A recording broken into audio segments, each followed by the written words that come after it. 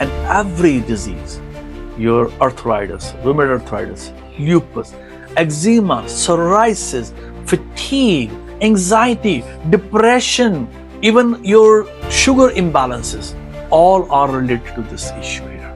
And if you think that I don't have any gut issues, this is not for me, I want you to hang in there with me, because what Dr. Sodhi is going to share will completely shift the paradigm, how you think about your health and your body.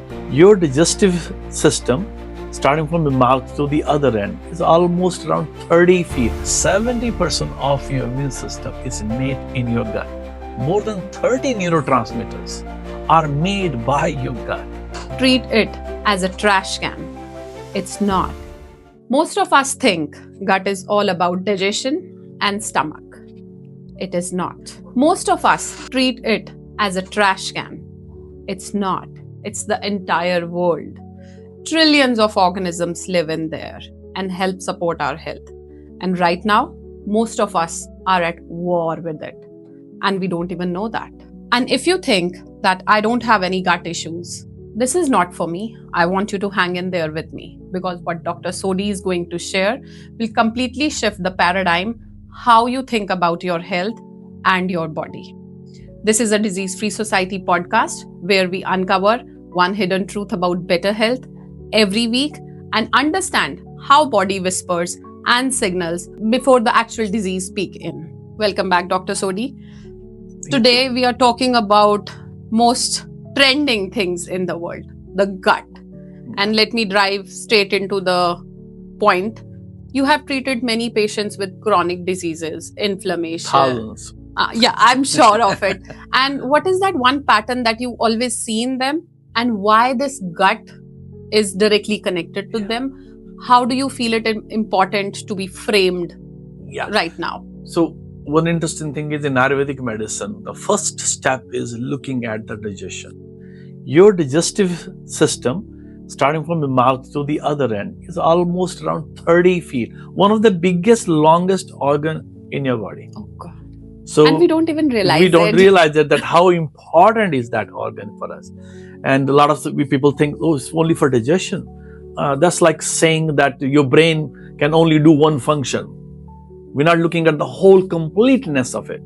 Mm-hmm. So the gut is responsible. Now there is so much literature which is called gut biome, gut brain connection, gut kidney connection, gut and your bones connection. There's so much articles been published on it. Gut is our second nervous system. You had been saying that quite a long time now. You make 70% of your immune system in your gut. 70%? 70%. So that's a big number. Exactly. So if your gut is not very happy, you're not making your immune system right. So very, very interesting. We need to really pay a lot of attention to our gut. Let's dive straight into the myth. So myth number one that's most popular, gut is all about digestion. Yes, this is the first myth. And I want to destroy it right here. Gut is not only for digestion. 70% of your immune system is made in your gut. More than 30 neurotransmitters are made by your gut. And if anything is wrong, it's your gut. Your gut is a highway, and all the information is transmitted to your brain through your vagus nerve. If your gut is unhappy, your brain is unhappy. 70% of immune system, that's big. And I think that vagus nerve connection, can you just elaborate on them? Because right now it's just sounding metaphorically correct thing or not. What is that connection, gut and the vagus nerve? Can you elaborate for the viewers? When your gut is inflamed, your immune system is inflamed. It is completely anatomical. Approximately 70 to 80% of the signals travel from your gut to the brain. That's interesting to know. Let's come to this myth number 2. Yogurt is enough. I get my prebiotic, I get my probiotic, and I am done. You know, I think if you look at a lot of South Indian population eat yogurt, even North Indian population, and even a lot of white folks all over the world, the yogurt is very common food. But if you see, there is still a lot of health issues going on. So yogurt usually will contain couple of strains depending upon, and interestingly there is so many zillions of even yogurt strains too. There's not even 1, 2 or 10 or 20. There's so many different probiotic strains are available. So but we are not providing the right kind of food, your bacteria is not going to flourish. So yogurt is not bad. It's rather insufficient to support the flora and fauna of our gut. Exactly. We need to provide the food for the good gut bacteria. And if you're not providing, so we're giving them the culture, but if you're not providing the food to them, they're not going to flourish. And if you look at, in the market, the yogurt we get. So we are using yogurt, but we are not using the right kind of yogurt too. This second myth frustrates me. People think eating yogurt once a day is doing something good for the gut microbiome. And I love what people are thinking about it. But we need to understand what actually is happening. There are multiple forms of probiotics in the universe.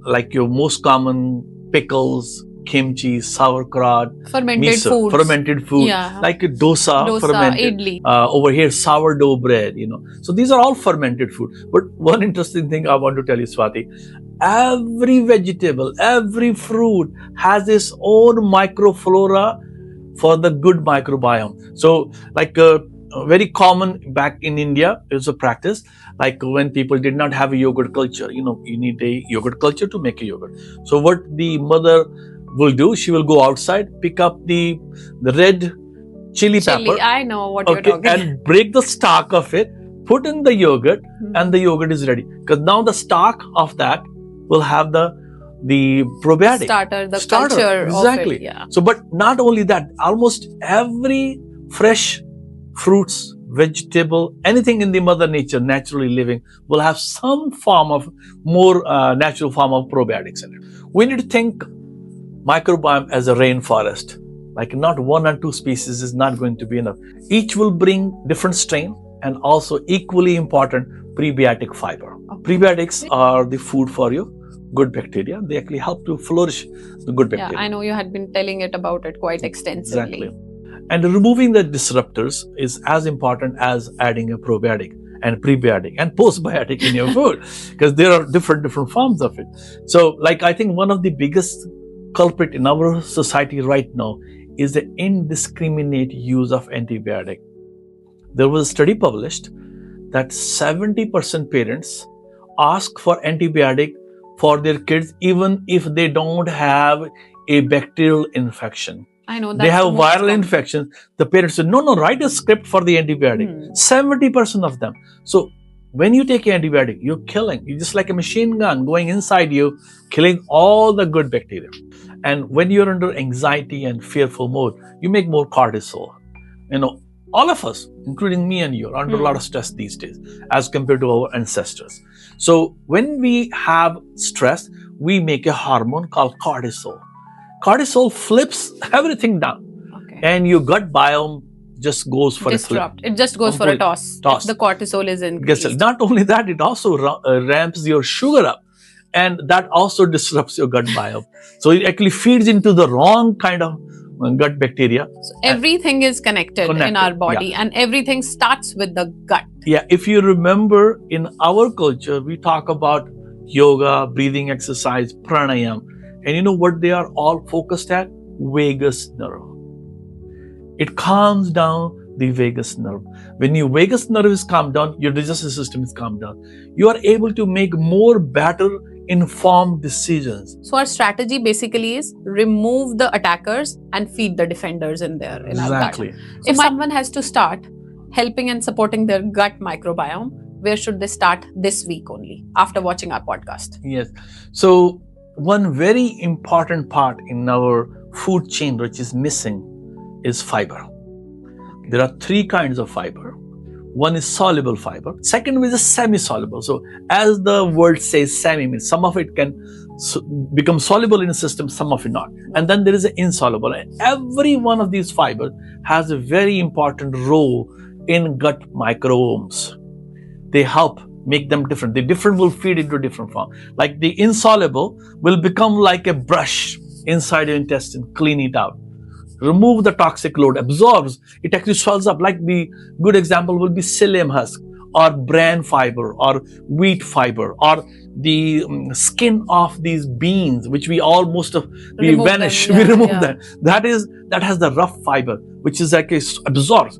Lot of females out there has estrogen issue, estrogen dominance, and that's why they get a lot of breast issues, breast cancer, uterine issues, ovaries issue. When you eat enough fiber, it binds on to excessive estrogen and pull it out of your intestine through the bowel movement. That's, I mean, amazingly you explained it. A conventional medicine, they don't explain all these things and they just say, live with this condition. Exactly. There only. Now, if we are supposed to take 30 grams of fiber a day, so I give this example a lot. 30 grams doesn't sound big, like if you measure ounces, like a 1 ounce. So 1 ounce is small. One apple has a 2.8 grams of fiber. So that means you have to eat around 11 apples per day worth of fiber to help your gut. So look at there. How many people are eating that much fiber? And again, I'm not saying eat apples only. Mother Nature has created lots of vegetables, lots of fruits, oils, ghee. And I will tell you how the ghee is also beneficial there too. So if you want to increase your microbiome, start eating more vegetables, root vegetable, leafy greens, and also add good oil. Olive oil is oleic acid. It's small chain fatty acid. It helps your gut microbiome. It helps your gut microbes. Ghee is butyric acid. It is the food for the good bacteria. Your sesame oil is propionic acid. Again, it is the food for your gut bacteria. So start measuring the things and then include it in your diet right away is the advice that you give to the viewers watching it right exactly. now. And whenever you start any fiber, start slow because otherwise you'll be more bloated and gassy. So start with 1 cup a day and see for 1 week, then add 2 cups, then 3 cups, then 4 cups. Slowly progressing towards Slowly progress. And same thing with the oil. Please don't start 4 tablespoons of ghee or oil. Start with 1 tablespoon a day and see how your body small feels. changes is what you would recommend. Exactly. Starting right now, that would help them with their gut thing. Pour oils and ghee on top of food. Don't fry. When we fry, we're destroying everything. Coming to myth number 3. Gut problem shows only in gut. The hormonal imbalance, acne, eczema, whatever it is, you had been telling it extensively that these are the gut problem. We need to look at our gut. Exactly. We need to elaborate here as well. Debunk this myth right now. This is the myth which is doing the most damage. We use a term called gut dysbiosis. Dysbiosis means when your different bacteria living in harmony in your gut is not harmonious. They are fighting with each other. The bad bacteria are growing too much. And every disease, your arthritis, rheumatoid arthritis, lupus, eczema, psoriasis, fatigue, anxiety, depression, stress, I'm sure. Even your sugar imbalances, all are related to this issue here. And the weight which refuses to buzz, it starts in your gut. So when your gut bacteria are not balanced, you're not processing your food very properly. So what happens, you're making a wrong kind of bacteria set which makes their own endotoxins, toxins. These toxins are very harmful for the body, and body has only 3 ways of getting rid of it. One is you poop it out. We're not eating enough fiber, so we're not pooping it out. In there. We're not drinking enough fluids even. So the urine is not, you're not flushing through that one. And then third one is skin. So a lot of time people say, oh, my acne, oh, my eczema, oh, my psoriasis. It's all attached to your gut. So whenever you have these issues on the skin, you have to look at the gut. Something is wrong with your gut. And so now it causes, the toxins go on building. Even disease like cancer is starting in your gut. And I see almost every cancer patient has toxic overload in their gut. We do their testing for mycotoxins, gut biome. I've never seen a cancer patient who has a normal gut biome and has not been exposed to the toxic molds. So very interesting patient who has a psoriasis for the last 25 years. 25 years psoriasis, yeah. And so he used there is a drugs called biologics like a Remicade, Enbrel, and he was also given another drug called methotrexate. So he was started on that one. So for 2-3 years he did very well. Then he started working on him. Then he was changed another biologics. So usually the problem with biologic drugs are they actually block the inflammation molecule. These are called TN alpha blockers. So, but after some time they wear out. They don't work. I think there is a limit to it. Exactly. And after 2-3 years, they will do another one. So he had 5 biologics changed on him, one after another. Every 2-3 years, it will lose the steam. And then finally came to me, so Dr. Sodhi, I'm sick of it. I've changed all of them. I'm still getting this disease back. When I looked at his gut biome, it was completely a mess. He has mycotoxins load like to the roof. The fungus in the gut was crazy.